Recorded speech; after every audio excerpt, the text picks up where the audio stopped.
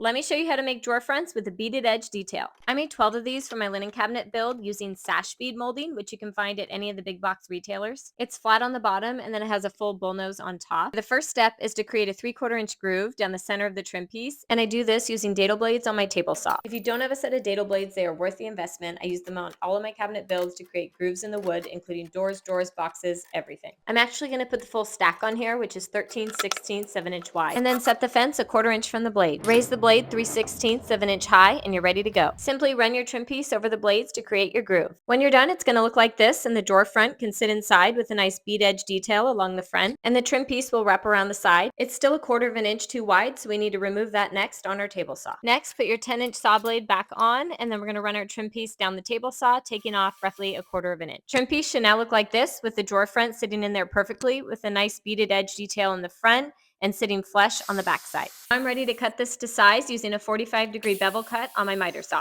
Now that we have all the pieces cut, we get to my favorite part, which is putting the whole thing together. To do this, I use wood glue and place each piece along each edge of the drawer front. And then I use these amazing miter spring clamps to keep the pressure really, really tight on all the corners while the glue dries. I also use tape all around the edges of the drawer front, removing it once the glue is set. All right, there you have it. Comment tools and I'll DM you a link with all the tools you need to make this. And stay tuned for the final linen cabinet reveal.